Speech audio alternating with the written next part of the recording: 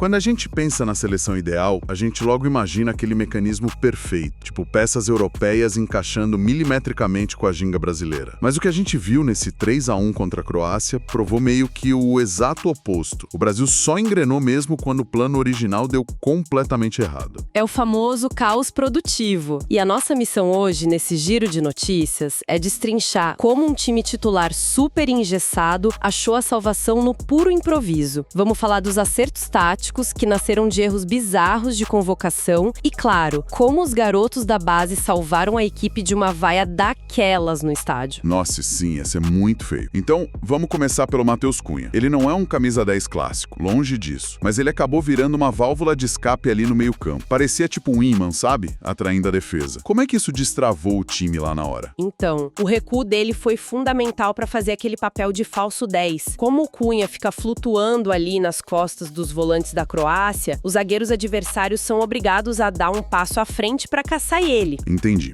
Eles quebram a linha de defesa. Exatamente. E isso cria um buraco geográfico enorme na zaga. É aí que tá a grande sacada. Com os zagueiros totalmente fora de posição, os pontas do Brasil ganham um corredor livre para infiltrar em velocidade, e tudo isso sem que o centroavante, que era o João Pedro, precisasse sair da área para buscar a bola. Cara, faz todo sentido. É pura física, né? Você tira a massa de um lado para ocupar o espaço do outro. Mas olha a grande ironia da noite aí. O Ancelotti só chegou nessa mecânica porque ele cometeu um erro primário de planejamento. Ele não convocou um meia armador de ofício. Ou seja, ele meio que tropeçou na solução. Pois é. E isso expõe uma incoerência bem difícil de justificar na gestão dele. O caso do Danilo é o exemplo perfeito disso. Ele é chamado pela versatilidade defensiva. Aí no amistoso, abre uma vaga na lateral direita, que é a posição natural dele, e o treinador me bota ele na zaga. Não dá pra entender a lógica, cara. Falta critério total. E vamos combinar que, se fosse um técnico brasileiro fazendo essas invenções, a crítica ia ser impiedosa. A gente sabe que existe uma blindagem da mídia muito forte em cima do Ancelotti só por causa do currículo europeu dele. Torcedor, essa foi só a primeira análise. Antes de eu te contar o resto do giro, já se inscreve no Futebol 5.0 Expresso, deixa o like e comenta aqui embaixo de qual cidade você tá nos assistindo. Isso ajuda demais o canal. Agora vamos para as próximas análises, porque o clima no estádio quase azedou de vez. Aquele gol de empate da Croácia deixou a situação no limite. A virada de chave só veio mesmo quando a molecada da base pisou no gramado. Nossa, o ambiente tava super tóxico. Já dava pra sentir que a vaia ia estourar. A entrada do Endrick mudou a voltagem do jogo na hora. Ele sofre aquele pênalti, a torcida vai à loucura pedindo pra ele bater, e aí o Ancelotti simplesmente intervém e manda o Igor Thiago cobrar. Foi um banho de água fria. Foi um balde de gelo em todo mundo. Total. Ao meu ver, faltou muita sensibilidade tática e emocional. Era a chance de ouro pra testar a personalidade do garoto sob pressão, sabe? Mas espera aí, rapidinho. Será que o Ancelotti não tava,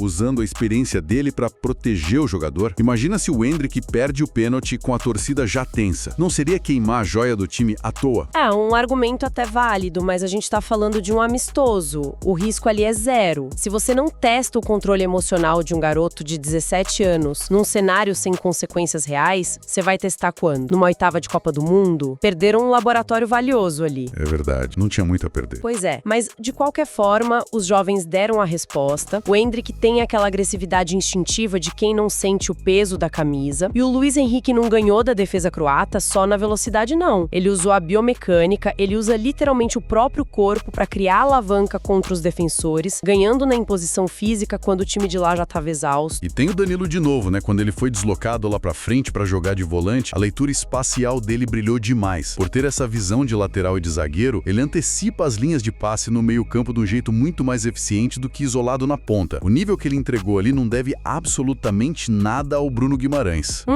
Eu concordo plenamente. Só que o grande problema é que esses lampejos individuais mascaram um quadro geral bem preocupante. Vencemos, sim, mas o ciclo até aqui não convence. Se a gente olhar friamente pro elenco, a gente não tem 18 nomes indiscutíveis pra Copa. O que prova que as dúvidas ainda superam as certezas. E para resumir rapidão o saldo do nosso giro, o Brasil vence por 3-1, garotos como Endrick e Luiz Henrique pedem passagem na marra, mas a ausência de um padrão tático sólido e os erros de leitura do treinador acendem um alerta gigante pro Mundial. Exato. E isso deixa uma reflexão muito maior pra quem tá ouvindo. Se a seleção hoje só consegue fluir de verdade na base da quebra de sistema e do improviso individual, será que a metodologia rígida híbrida do futebol europeu realmente serve para o nosso DNA de caos e intuição?